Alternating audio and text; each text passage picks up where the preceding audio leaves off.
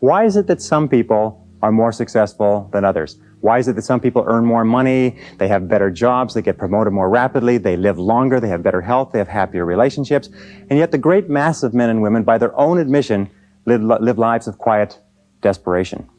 Now, no matter what field you're in, no matter what field of endeavor, no matter what work, no matter what activity, there is one thing that all successful people have in common, is that they are good time managers. And the reason they are good time managers is because they recognize that time management is life management. It is personal management. I have never seen an example in the hundreds, thousands of biographies and autobiographies I've studied of successful men and women where the individual has not been well organized and efficient and valued and used their times well. Successful people, winners, use their time well. Losers do not. The question is, how badly do you want to learn how to manage your time well? How much effort are you willing to put into it? Because the key to time management is self-discipline. Probably the best way to put it is this, is time management is self-discipline in action, and self-discipline is the key to success. So let's get started right now with these 21 key ideas. The first idea, the most important of all, the core of time management, the axle around which the wheel of life turns, is goals. What are your goals? What is it that you want to be or to have or to do? What is it that you want to accomplish in the next 1, 2, 3, 4, 5 years? The top 3% in every field have goals. The balance of the population have either very vague goals or no goals at all. So the question you have to ask yourself is, who am I? Where am I going? What do I want to accomplish? And there are 3 major areas of goals that you have to think about. The first is your personal and your family goals. These are the reasons why you're alive. What do you want to accomplish for yourself and for your family? Write them down. Define them clearly. The second set of goals that you have to ask is your business, your career, your financial, your material goals. What is it that you want to accomplish in the external world? Where do you want to make your contribution? The third type of goals you have to ask about are your self-development goals.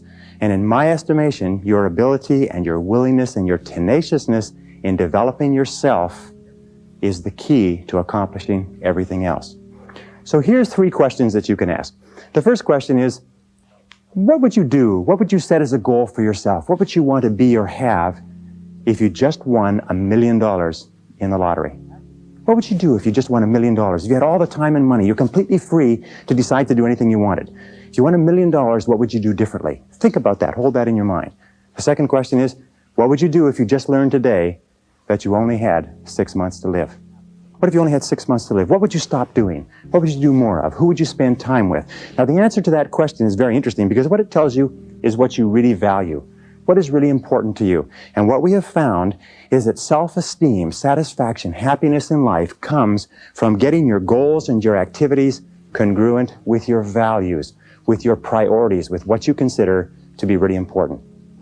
Now, here's the third question. The third question is, what one great thing would you dare to dream if you knew you could not fail? If you knew beyond the shadow of a doubt that you could not fail, what one thing would you set as a goal for yourself? Because sometimes answering that question will tell you the one thing that you've been put on this earth to accomplish. One final point with regard to goals is that goals must be in writing. You must write them down, you must rewrite them, you must define them, you must redefine them. The top 1% of successful people in every area have very clear, specific, written goals. And most of them carry their goals around with them. So let's go from goals as the core of success to point number 2, which is organized plans of action. In an interesting study, or a variety of studies that have been done, they've come to the conclusion that organized plans of action are the key to all success. In fact, action without planning is the cause of every failure. Action without planning is the cause of underachievement. Action without planning is the cause of frustration, time wastage, anxiety, stress, and lack of success in life. So organized plans of action are critical. Now, what is an organized plan of action? An organized plan of action is where you take your goal, you take your objective, and you write out every single step that you're going to have to follow in order to accomplish that objective. You write it out and you list all those plans of action, all of those different activities, and you organize them together into a plan that you can then implement on a day-to-day basis. You decide which has to be done first and which has to be done last, which is more important, which is less important. In fact, the ability to set goals and to create plans for their accomplishment is the master skill of success. If all you learned in life, all you learned in school was the ability to be a continuous goal setter and a continuous planner, day and night, planning, organizing, planning, writing, thinking about what you're trying to accomplish, you'll accomplish more in a year or 2 years than most people accomplish in 10 years or an entire lifetime. It has nothing whatever to do, by the way, with your intelligence. It hasn't anything to do with your education.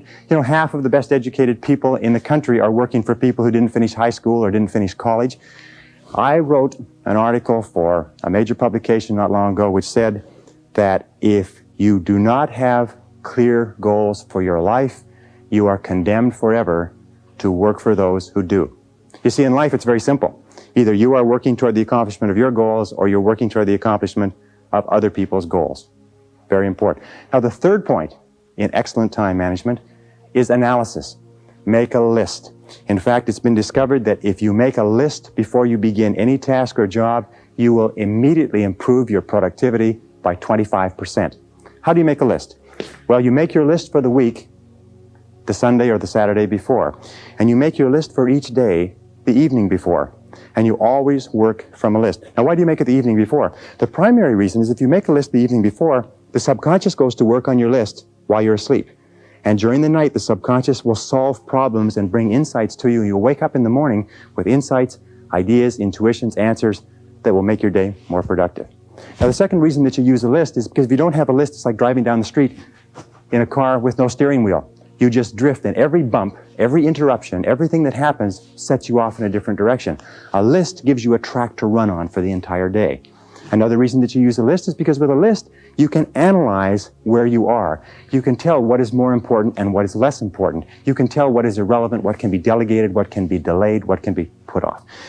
The most important reason for using a list, though, however, is this, is that when you use a list and you work down the list and you check things off, each time you check something off on a list, it gives you a feeling of accomplishment.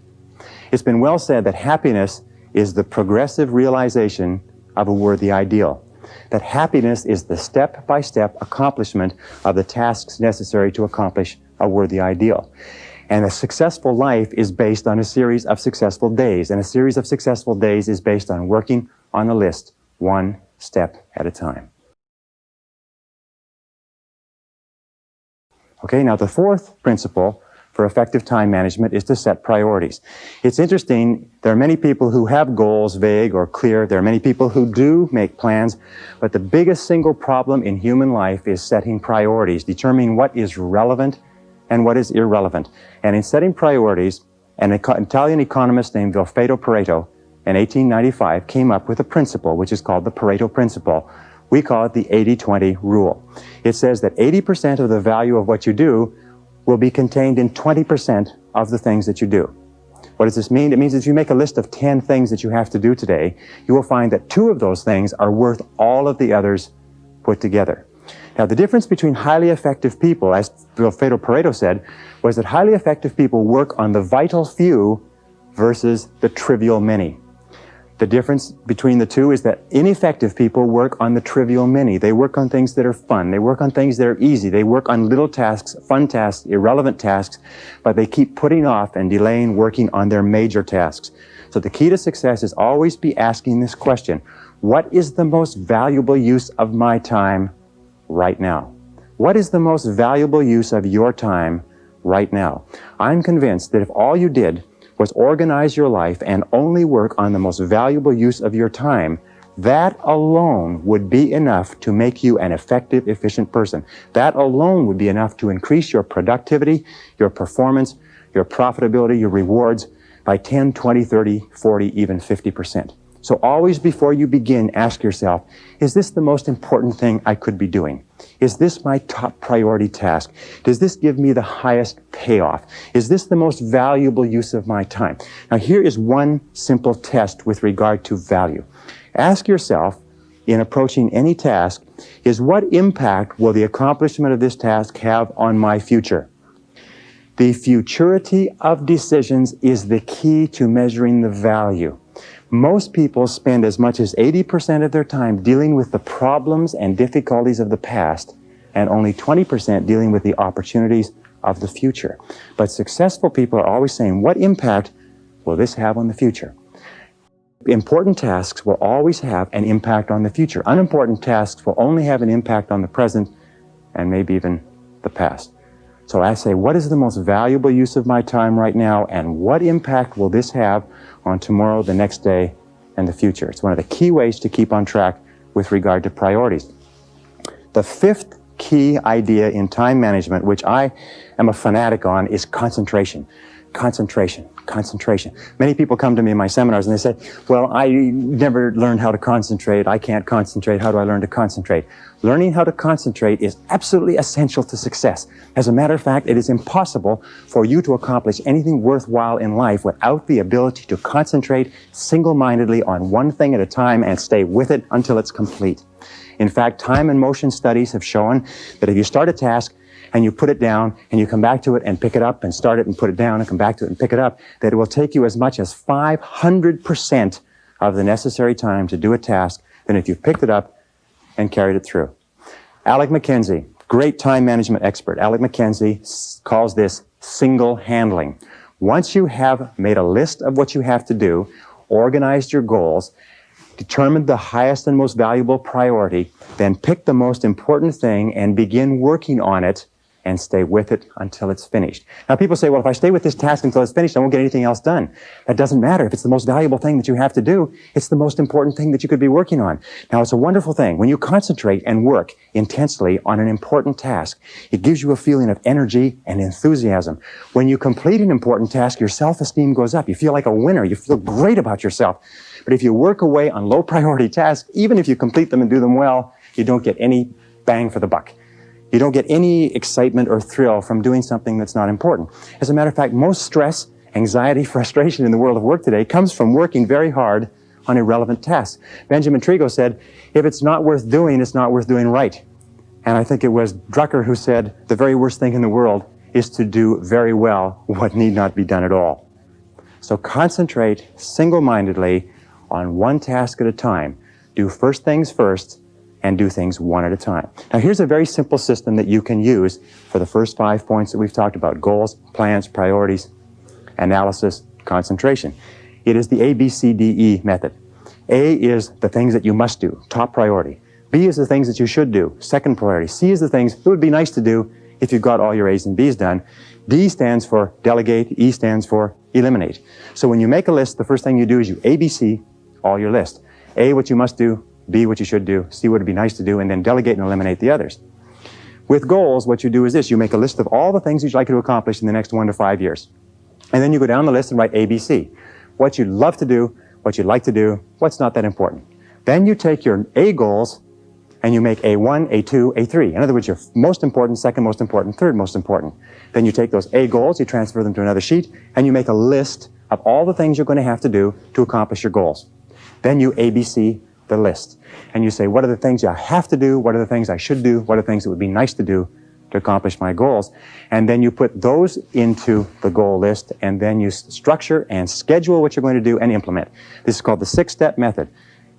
Choose your goals, set priorities. Choose your activities, set priorities, schedule, and implement. If you just do that on a day-to-day basis, that alone can make you a great, great success in life.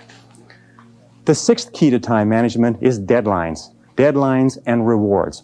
Now, psychologists have discovered that 85% of the reason that you or I do anything is because of what we expect to happen as a result. We call this consequences or logical consequences. 15% is because of what we've been told, but 85% is the consequences that we expect. So therefore, what you do is when you have an important task, the way that you motivate yourself to do the task is you structure a specific reward that you're going to get when it's finished. Let me give you an example. Sometimes people are very uneasy about making telephone calls, especially salespeople, so they put it off and they procrastinate. What we encourage them to do is give themselves a reward every time they make a phone call. Put a cup of coffee next to the phone. Every time you make a phone call, give yourself a sip of coffee. Take a cookie and break it up. Give yourself a piece of cookie. In other words, train yourself the way you train a dog to have a positive consequence for everything that you do. So set deadlines. How do you set deadlines? First of all, when you set the goal, when you specify the task, set the deadline when it's going to be accomplished. Always set the deadline with lots of room to spare, and always try to finish before the deadline. Tell other people that you're going to finish by this deadline. Promise others that you'll have your work done. It's a powerful way to act as what is called a forcing system. A forcing system is something that motivates you to stay at it. Because if you don't set a deadline and give yourself a forcing system, you fall into the trap of what is called Parkinson's law. Now, Parkinson's law says that work expands to fill the time allotted for it. That if you have 2 hours of work to do and 8 hours of time, you will stretch that work over 8 hours. Parkinson's law also says that work contracts to fill the time allotted for it. If you have 8 hours of work to do, and because of an emergency you have to have it done in 2 hours, you will get it done in 2 hours. Highly effective people are always setting tight, stringent, disciplined deadlines on themselves so they get more work done in a short period of time rather than less work done in a long period of time. Does this make sense? Very, very important. The next principle, number 7, is what is called the time log, which is writing down and keeping track of where your time is going. All effective people know where their time goes.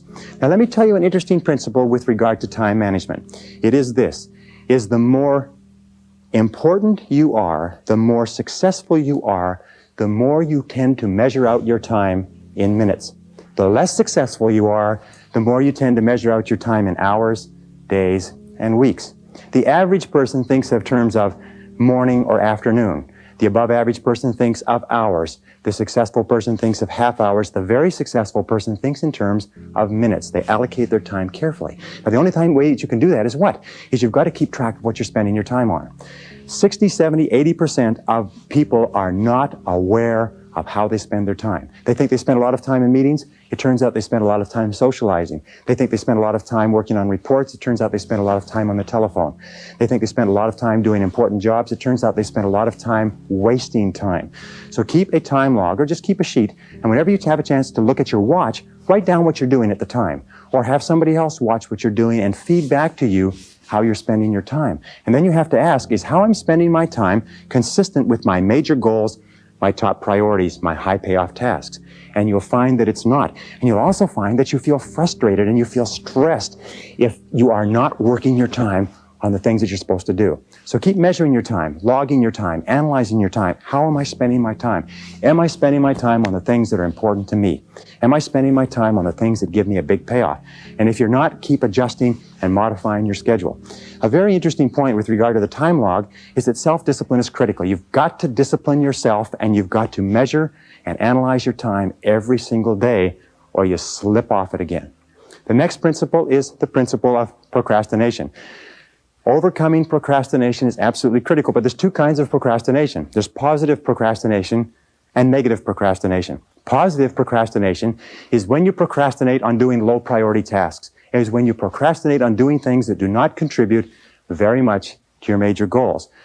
Negative procrastination is when you procrastinate on what is called your most important tasks. Now, there's an interesting point, is that their tasks are either urgent, which means they have to be done now, or they are important, which means they don't have to be done now, but they have a very high impact on your future.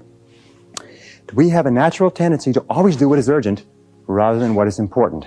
Important tasks are seldom urgent, and urgent tasks are seldom important. So you overcome procrastination with a very, very simple method. It was developed by W. Clement Stone when he was a young man. He built a fortune of $500 million, and this is one of the central principles of his life. It's simply this. Every morning when you get up, say over and over to yourself, do it now, do it now, do it now, I do it now, do it now. Whenever you have this tendency to procrastinate, program your subconscious mind with this automatic conditioned command, do it now, do it now, do it now. The key to overcoming procrastination is to develop a sense of urgency. Be the kind of person who gets things done quickly. Be the kind of person who launches fast on a task. One of the ways to launch fast on a task is to take the task and break it up, what is called salami slicing it. Slice a piece of salami. You don't try to eat a whole loaf of salami, you just eat it one slice at a time. Take your task and break it up into small pieces and do one piece at a time. Say over and over to yourself, do it now, do it now, do it now. Do you know that less than 2% of the population have a sense of urgency, and that there's not an example of a successful person anywhere who does not have a sense of urgency. That if you just develop a sense of urgency, when somebody gives you a task, that you get on it and do it fast, that alone will move you into the top ranks in a very short period of time. In a study done amongst 104 chief executive officers 2 years ago, they asked what would be the qualities that would put a person on the fast track in their career. You know the conclusion they came back to with? 2 qualities. Number 1, the ability to set priorities, to choose what was relevant over what was irrelevant. And number 2 was the ability to get the job done fast. If all you did was this, set priorities and get the job done fast, that alone would cause you to stand out from 80 to 90% of the people that you work with. Number 9, delegate. Delegate everything that you possibly can. Now, what does delegation mean? Delegation is very simple. What it means is this, is that whatever your hourly rate is, let us say your goal is to earn $50,000 a year. If you work 8 hours a day, that's $25 an hour. You got that? So you're a $25 an hour person. Now, the only way you can make $25 an hour is if you do $25 or more work. And the only way you can do $25 an hour or more work is if you take anything that can be done by anybody who earns less than you per hour, 20, 15, 10, 5, and so on, and delegate, outsource, have somebody else do it. The most valuable resource in the world today is productive time. And do not waste your productive time dropping off laundry, getting your car washed, mowing your lawn, cleaning your house. Do not waste your productive time doing things that you can hire people to do for $5 or $10 an hour. Use your productive time on tasks that are more expensive, of higher value.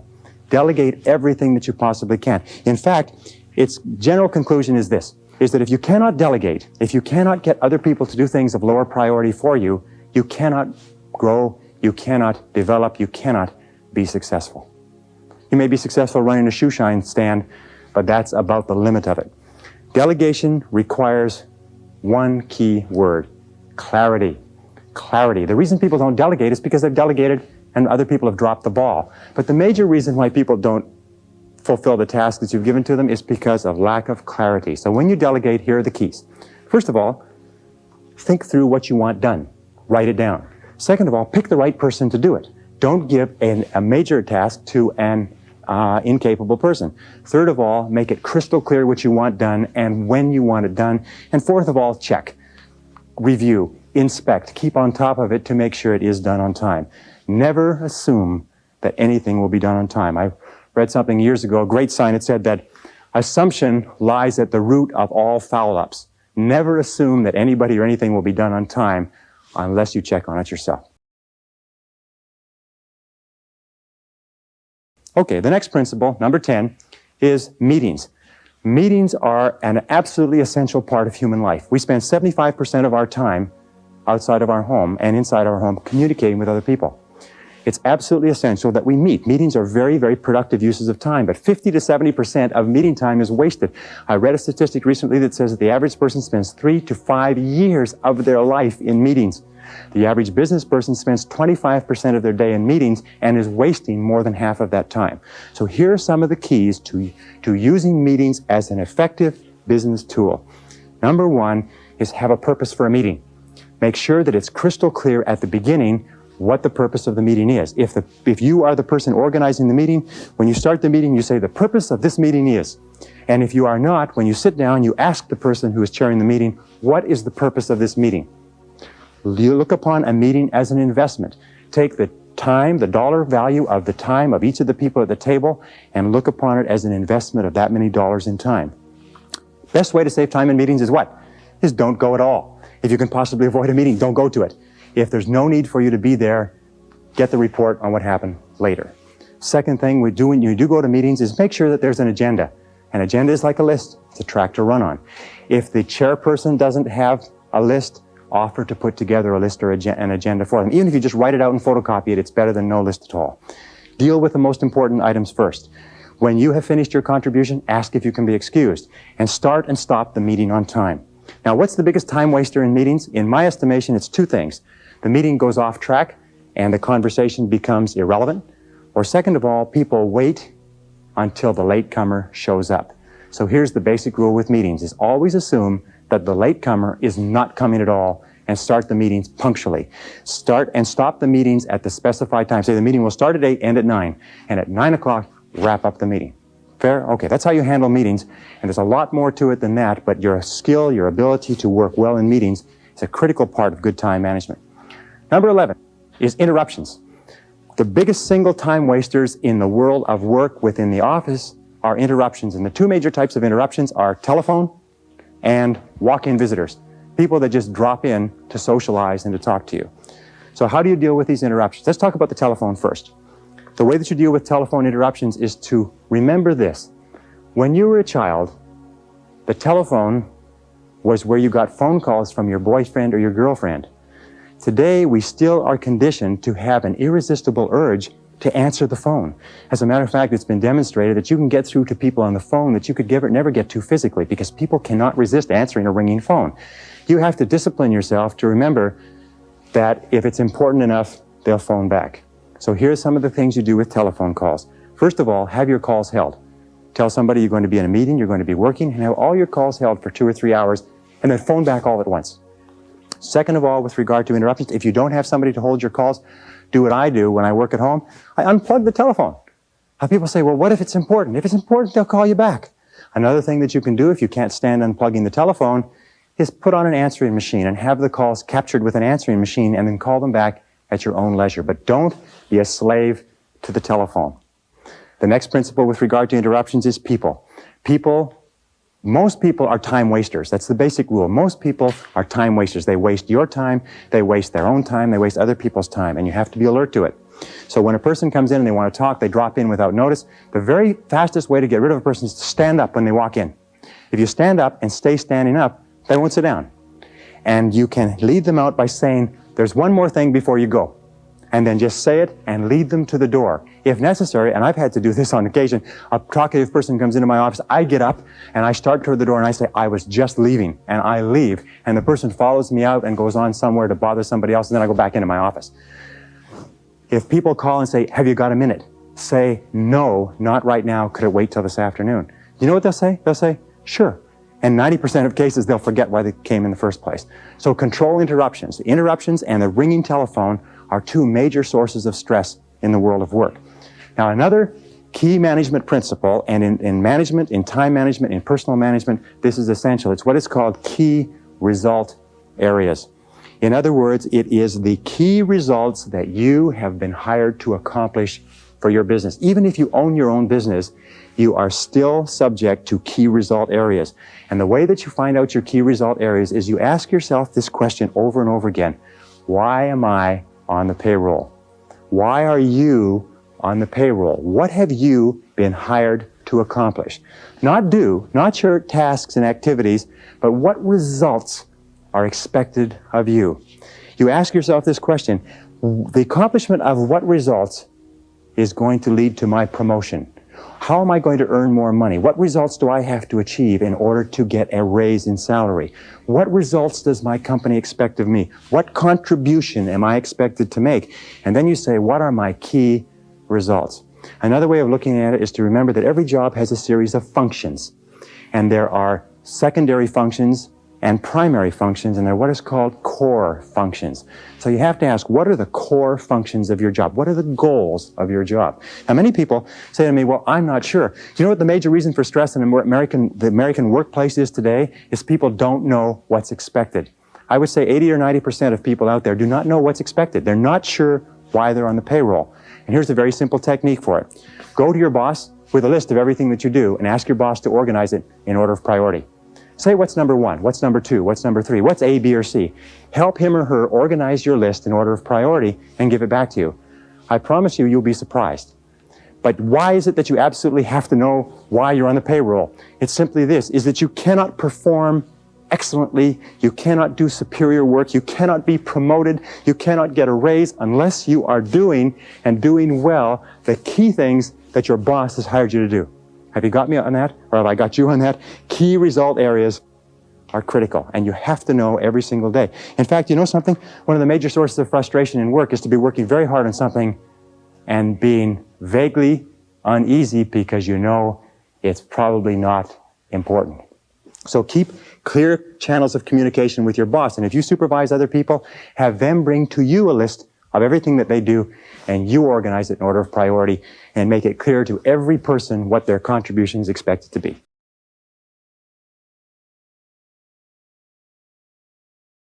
The next one, number 13, is batching tasks.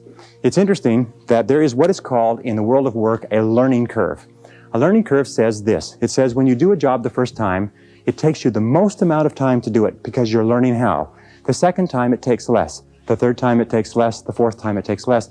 In fact, the learning curve theory says that you can decrease the amount of time by as much as 80% if you do the same job over and over again over a period of time. So batching your tasks is a major time management tool. What does it mean? It means that if you're going to make phone calls, make all your phone calls at once. Have your calls held, make them all at once. If you're going to do invoices, do all the invoices at once. If you're going to do correspondence, do all the correspondence at once. If you're going to read and catch up, read everything at once. It's been found that if you do this on a regular basis, you'll get so much more done by doing it and concentrating on batches of tasks than if you did not. So batch your task whenever you possibly can. Imagine what most people do is they do a little bit of telephone call, a little bit of correspondence, a little bit of this, a little bit of that, and they have no learning curve at all. Each one takes the maximum amount of time. So batch your tasks. Put groups of tasks together at once and do them at once. Okay, the next principle is neatness. It's an interesting thing because you run into people all the time. I run into people in my office who say, it's okay if my desk is messy, I know where everything is. Now you have to understand one thing, is intelligent people, people with good memories, can very often remember where everything is. But it just means that they are using their intelligence to combat the inefficiency of neatness. Every single study that has been done says this, that if you will just clean up your work environment so it is completely neat and everything is off of your desk or your workplace except the one thing you're working on, that will increase your productivity by 20 to 40%. People have a difficult time understanding this, but I have tested it. I've worked with a messy desk, I've worked with a clean desk, and I tell you, I promise you, you will be astonished at the difference it makes. Now, how do you clean it up? Well, it's very simple. There's a very simple way of cleaning off a desk. It's called the TRAF system. The TRAF system has 4 letters. T stands for toss. Remember that in time management, your wastebasket is your best friend. So toss it out, throw it away. R stands for refer, which means it's not relevant to you, so you refer it to somebody else. A stands for action. And what you do is you take a file folder and you put it into an action folder, so it's out of the way. And F stands for file. File it away, do something with it. But before you file, always ask this question, what would happen if I didn't have this document? What would happen if I never could find this again? And if it's not particularly serious, throw that away too. Once you've done that, TRAF, you've tossed it, referred it, filed it, or put it in an action file. Once you've done that, then you start with your action file and you work through it.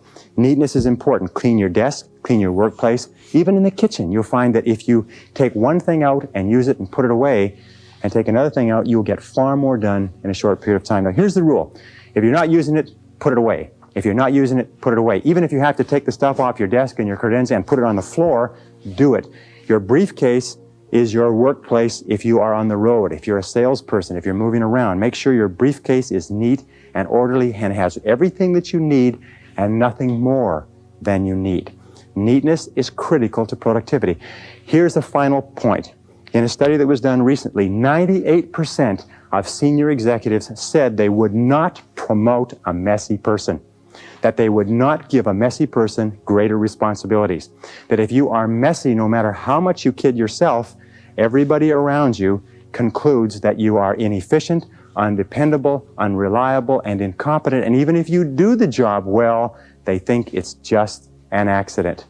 So be neat. Stand back from your desk and look at it and say, what kind of a person would work at a desk like this? Stand back and look at your car. Say, what kind of a person drives a car like this? Look at your workplace, your briefcase. Look at your home and say, what kind of a person lives here or works here? And you'll find that what will come to you is messy, inefficient, incompetent, disorganized, and so on. Neatness is critical to time management. Number 15 is what is called getting chunks of time. Interesting studies. Over and over they have found that important work requires chunks of time to do. What is a chunk of time? A chunk of time is 60, 90 minutes, 2 hours. In fact, it's been found that most serious work cannot be done in less than 60 or 90 minutes. So when we look at the work styles of highly effective people, successful people, the ones who make the most money, the ones who graduate or are promoted the most rapidly, you find that they have developed the habit of cutting out blocks of time where they can work without interruption. Now here's an example. There's several examples that you can use. One of the examples, and one of the ways that I do it, is that I get up early in the morning. Sometimes I get up at 5 a.m. and I'll work for 2 or 3 solid hours. You can get an entire day's work done in 3 uninterrupted hours. As a matter of fact, again, we have found that it's impossible for you to do creative work and administrative work at the same time. If you have creative work to do, reports to do, proposals, anything that requires a sustained period of time to put together, you cannot do it at the desk when the telephone is ringing and people are coming in. You cannot do administrative and creative work together. You have to break them apart. In the office, you do administrative work and you cut away chunks of time for the important stuff that affects your future. One of the things that I do is I come into the office an hour early. I can clear off in 1 hour, I can do half a day's work. Another thing that you can do is stay at the office at lunchtime. Work at your desk. At lunchtime sometimes is the very best time to work. And by the way, if you work from 12 to 1 and then go out for lunch, you'll find that you can get in anywhere, that you don't have any wait, that you can get in and out and back to work quickly. A third is stay late. Sometimes just working from 5 to 7, you'll do an entire day's worth of work. By the way, with regard to travel, I travel a lot and more people travel by air. 1 uninterrupted hour on an aircraft, if you're properly organized with all of your work in your briefcase, is worth 3 hours in your office. So if you're going to travel, be sure that you take the work necessary so that you can work, if you like a workhorse once you get on that plane. I always try to sit next to a window. If you sit next to a window, you can bury yourself in your work. You have no interference. People are not walking over you, but you can get an enormous amount of work done on a plane. As a matter of fact, much of this course that we're talking about today was done on airplanes. Number 16 is to use what we call transition time. Remember this, is that you will always be paid in life for the value of your contribution. And if you want to earn more, you must learn more. And the most successful people are those who are continually taking in new information, continually learning more, continually taking every opportunity to keep current with their profession and to advance their knowledge. In fact, the knowledge in every single field today is doubling every 5 to 7 years, which means that whatever you're doing, in order to stay even, your knowledge has to double every 5 to 7 years. Now, it's simple to do this. The basic rule is this. You should or you must spend an hour every day investing in your own mind, investing in yourself. You must take an hour every day and read and study and take notes. If you're doing less than an hour a day, you're falling behind. If you do 2 hours a day, you put yourself on the side of the angels. Now, here's some of the ways that you can get this extra learning time, this extra working time, this extra personal growth time. First and most important of all is driving or traveling to and from work. If you drive, the average driver today drives 12 to 25,000 miles a year. That's the equivalent of 500 to 1,000 hours a year. And of course, if you're on the Los Angeles freeways, it's about 1,500 hours to 2,000. That is the equivalent of 12 to 25 40-hour work weeks. That's the equivalent of 3 to 6 months of work weeks. That's 1 to 2 university semesters. You know, the average person, of course, is not you, because the people who watch videotapes like this are usually the cream in any organization or any society. But the average person sits there and listens to the radio all the time. You can become one of the best educated people in your profession simply by listening to audio cassettes, going to and from work or to and from errands. Now, another very important part of transition time is coffee breaks. You know, the average person takes 2 coffee breaks a day, 20 minutes each, 40 minutes a day. 40 minutes a day times 5 days a week is 200 minutes. 200 minutes times 50 weeks a year is 10,000 minutes. 10,000 minutes is 166 hours. 166 hours is over 4 full 40-hour weeks. Now, what does that mean to you? It means that if you just decide that you're going to read on a particular subject at your coffee breaks for the next year, you will be an expert on that subject before the year is out. Just when you sit down with coffee, make sure that you have something to read, whether it's time management or goal setting or personal communications or your profession. If you wanted to be an outstanding salesperson, if you just read on your coffee breaks 20 minutes in the morning, 20 minutes in the afternoon and applied what you learned, you could double your income in less than a year. And most people sit there in their coffee breaks and they read the sports page and they don't realize that their life is passing them by.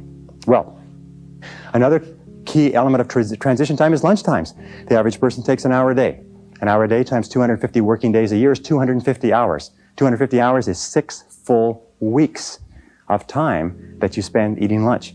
If you just read at your lunchtime and something that will help you grow and advance in your career, if you did nothing but coffee breaks and lunchtime, you'd become one of the best educated people in society within 3 to 5 years. And you know what the average person does? They waste this time.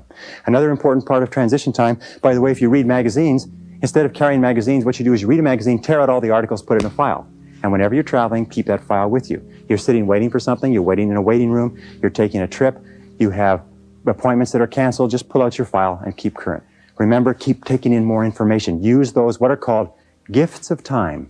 These are gifts of time that are given to us by God, and we can do anything we want with them. But high-performing human beings use those gifts of time as though they were precious, and low-performing human beings do not. Which do you want to be?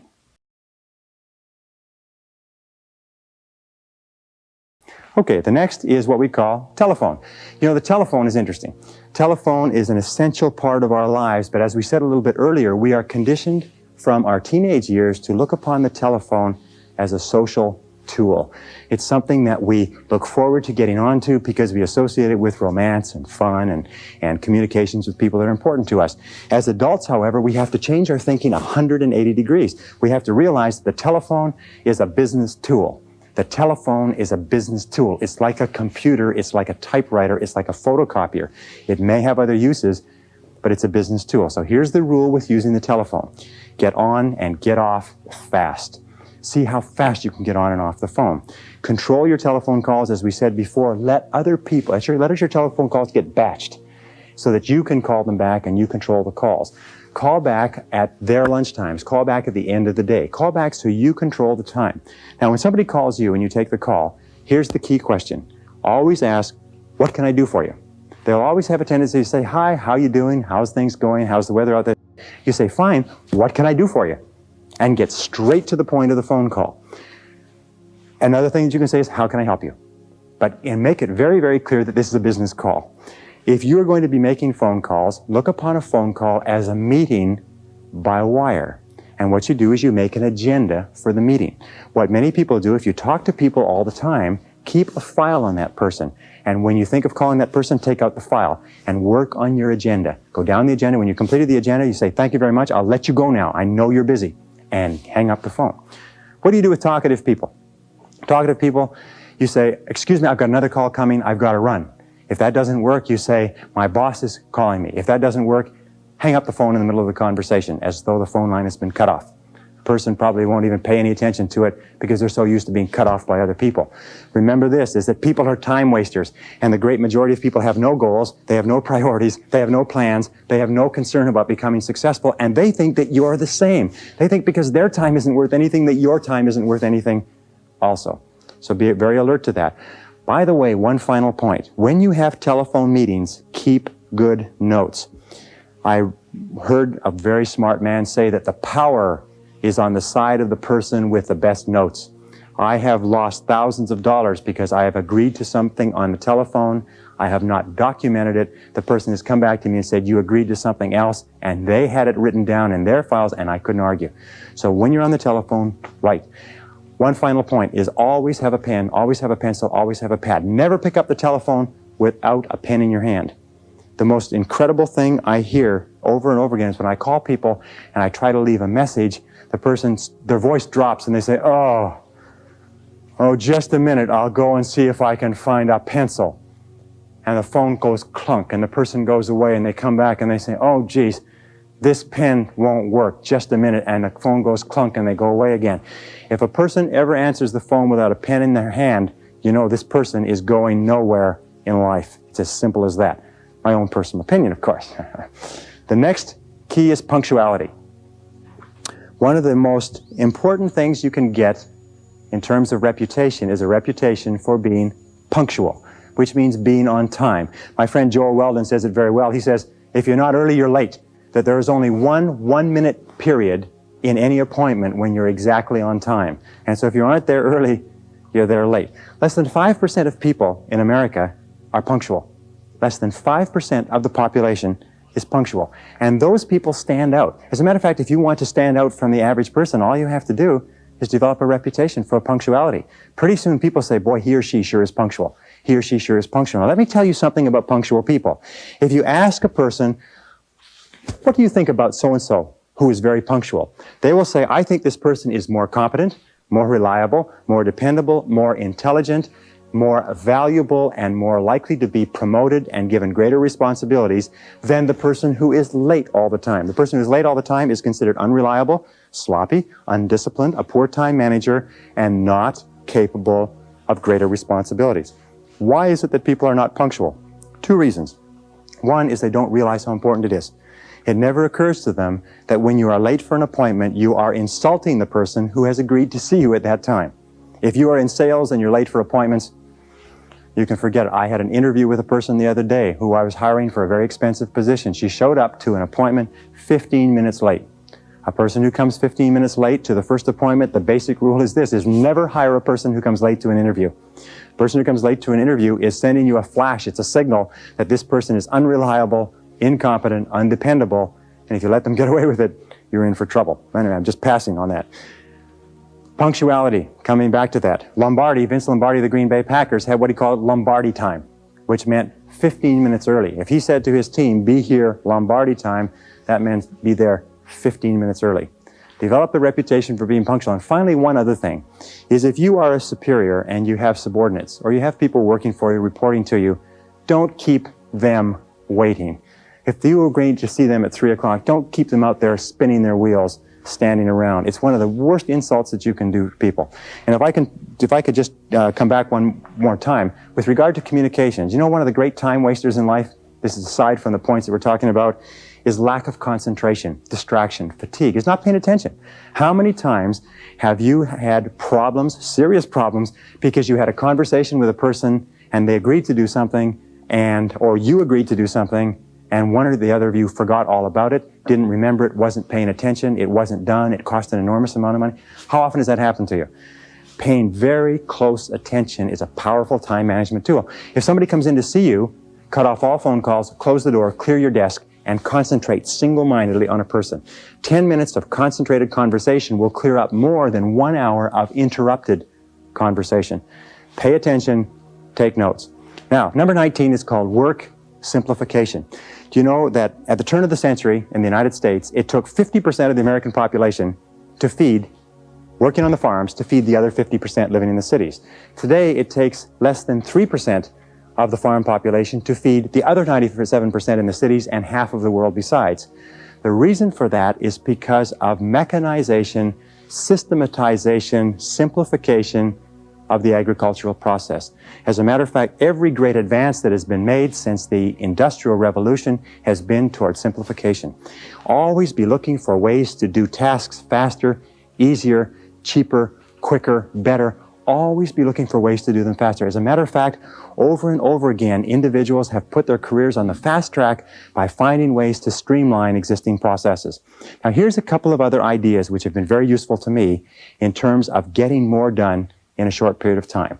Here are the 6, maybe 7 key ideas. If you want to get more done in a given period of time, or if you want to get more done, period, you can do 1, you can work longer.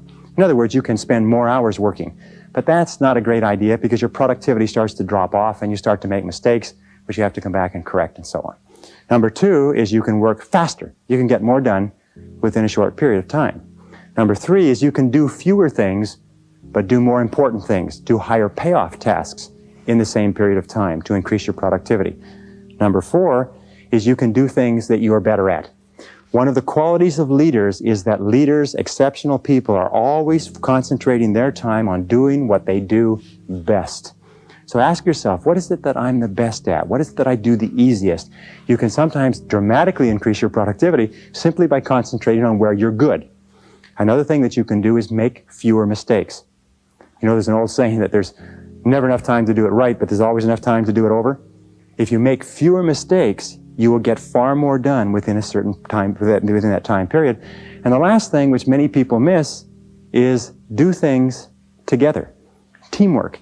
Putting a group of people together to work on a complex project can sometimes get the project done in 2 hours, whereas it would take another individual 8 or 9 or 10 hours. So do things together. Work as teams with other people. Those are the keys. But work simplification means always finding faster, easier, newer, quicker, cheaper, more efficient ways to do what you're doing.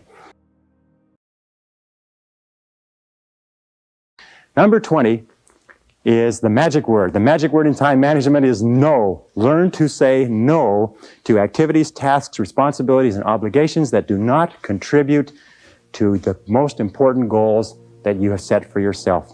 The word no is magic, and the place and the time to use the word no is early and often. It's like the wastebasket. Wastebasket is your best friend when you're sorting the mail. You know, the average person spends 8 months of their life sorting junk mail, reading through junk mail. Absolutely phenomenal, recent study. It's incredible how much of your life is taken up by people who ask you to do things and you do it because of a sense of obligation. Let me tell you, as I said to you before, most people do not value their time, so they don't value yours. Now, how do you deal with a person who you know, who you like, who you respect, who asks you to do something? Very simple. When they ask you to do something or work on a committee or take on a project, ask, especially if you have, and it's not if you're boss, but especially if you have control, is say, let me think about it and get back to you. There's an old saying that delay is the cruelest form of denial. If they press you for a decision, say, I cannot make a decision now, I have to think about it. And after you've thought about it for 24 hours, call them back and say, I've thought about it, I simply don't have the time. But thank you very much for thinking about me, and get on with the rest of your life. You know what Nancy Reagan says? Nancy Reagan says, just say no. Now, in time management, the word no is one of the most powerful of all words. It'll save you hours, weeks, months of working on projects that contribute nothing to your goals. And finally, number 21 is balance. In all of time management, you have to ask this question: is what is the purpose of managing your time well? What is the purpose of getting an extra 2 or 3 hours a day? And the purpose is to enhance and improve the quality of your life. And the most important things in a person's life are their health, their peace of mind, and your relationships. In fact, the quality of your relationships is the true measure of your quality of life. So take time to invest time in your relationships. Spend time with the people who are close to you, your spouse, your loved ones, your parents, your children. Take time, because that's what life is. Life is managing your time so that you can do the things that are most important to you. We start off in life thinking, boy, if I'm really successful at my job, then I'll be able to do all of these things for myself and my family. And what happens is we lose sight of that goal and we become totally preoccupied with the job. Do you know how much time the average working parent spends talking to their child in America today? 30 seconds per day. Do you know how much time the average couple spends talking together? Intimate communication? 4 minutes, according to the recent research. Very, very important. If you want to be successful in life, you've got to be sure what your priorities and values are. And your highest value must be the people that you love and the people who love you. They must be your health. They must be your energy. They must be your peace of mind. They must be your emotional and spiritual development. They must be the completion of you as a human being. So when you are using all these time management techniques, remember that the purpose of using these time management techniques is to enhance the overall quality of your life. Ask again, what would you do if you only had 6 months to live? What would you do if you only had 6 months to live? Who would you spend your time with? Where would you go? What would you want to do? What would be important? What would be unimportant? If you ask that question over and over again, you'll have a tendency to keep your life in balance. Everything in moderation. Now, if I could just summarize by saying 2 or 3 quick things. The essence of success in time management is goals. The key to goals is to write them down and to make organized plans for their accomplishment. The key to those organized plans is to set priorities and determine what is more important and what is less important. And always concentrate on the most valuable use of your time. The key to concentrate on the most valuable use of your time is to stay at the task until it's finished. Persevere without distraction or diversion. Keep at it. Hammer, hammer, hammer until your most important tasks are finished. And finally, develop that sense of urgency. Do it fast. Do it now. Fast tempo is essential to success. Fast tempo goes hand in hand with energy, with happiness, with enthusiasm, with self-esteem.